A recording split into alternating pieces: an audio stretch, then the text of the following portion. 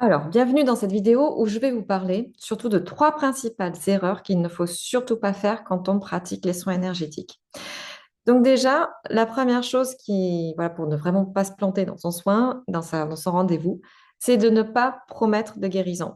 C'est surtout pas de se mettre au-dessus, de dire à la personne, je vais te guérir de ça, je vais guérir ça et tout ça, parce que déjà là, vous allez créer une attente qui n'a pas lieu d'être. C'est parce que vous n'êtes pas là, c'est pas vous qui guérissez, et ça va complètement fausser non, aussi l'avancée, la prise de conscience de la personne en face de vous. Il faut vous rappeler que quand même, en tant qu'énergéticien, magnétiseur, thérapeute, etc., quand on parle de chambre vibratoire et de fréquence, ce n'est pas vous qui guérissez, c'est la personne qui se guérit elle-même. Vous n'êtes qu'un pont, un tuyau, j'appelle ça ouais, un tuyau de plomberie.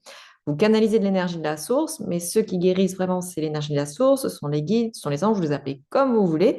Et ça va être surtout les énergies de la personne parce qu'elle va faire des prises de conscience, elle va mobiliser elle-même ses propres énergies, ses propres ressources. C'est à ça que vous allez l'aider.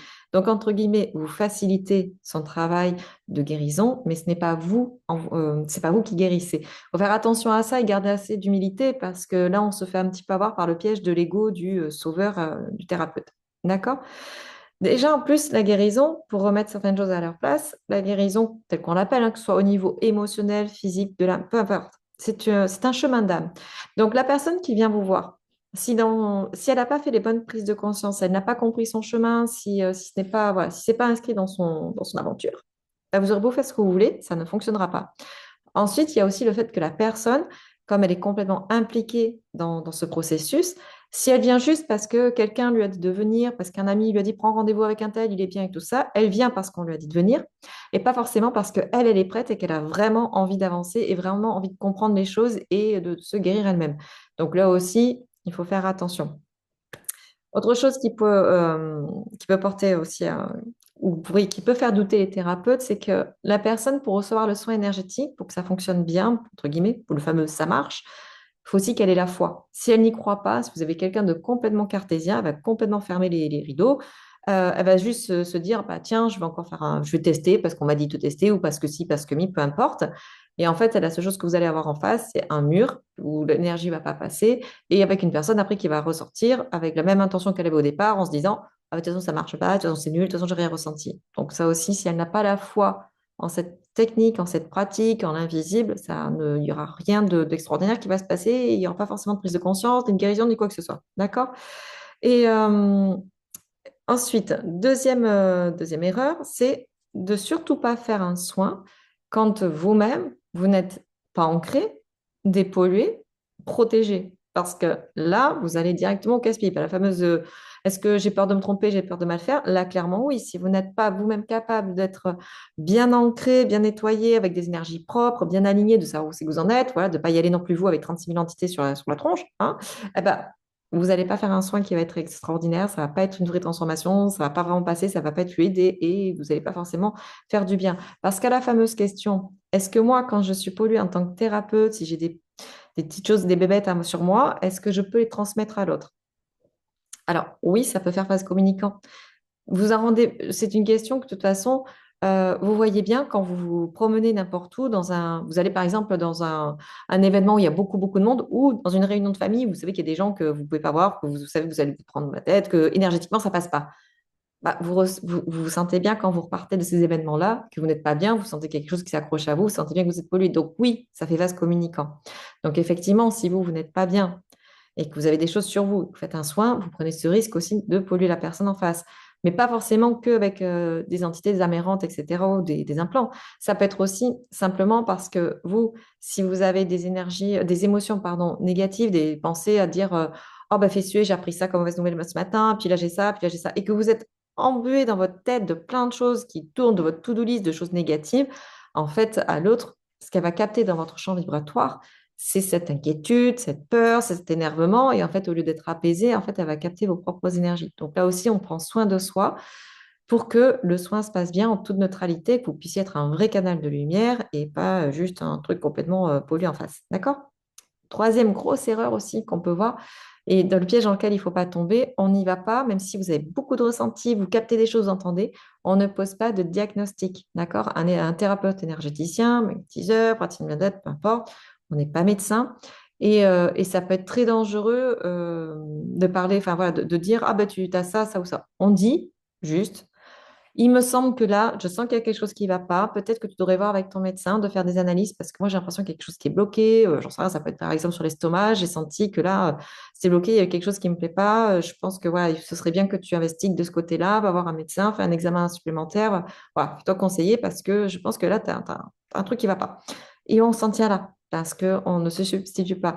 Même le mot, moi, que j'utilise depuis tout à l'heure, de dire, bon, guérison émotionnelle, guérison machin, il peut y avoir aussi polémique autour de ça. Bon, en même temps, il faut arrêter non plus de toujours tout rechercher sur les mots parce qu'au bout d'un moment, on ne pourrait plus parler, on ne peut plus utiliser n'importe quel vocabulaire.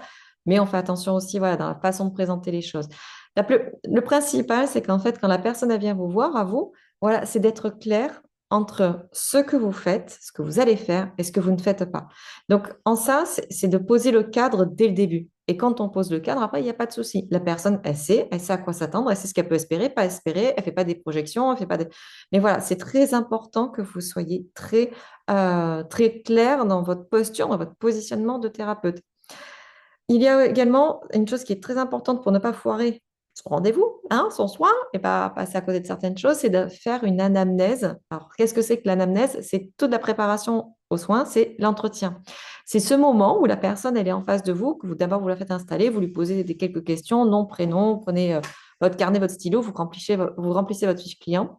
Cet entretien qui doit durer 10-15 minutes, ouais, maxi 20, c'est une étape qui fait complètement partie du soin énergétique. Le soin énergétique, c'est pas juste poser ses mains. Et cette anamnèse, quand on sait bien la mener, quand on capte les bonnes questions à poser, quand on sait où il faut aller creuser, les mots derrière les mots, les émotions derrière les scènes qu'on nous raconte, là déjà, vous avez 80% du boulot qui est fait. Parce que vous savez ce qu'il va falloir aller piocher en énergétique, vous savez où il va falloir aller vérifier, où il va falloir aller piocher, les intentions, les mantras à réciter, etc.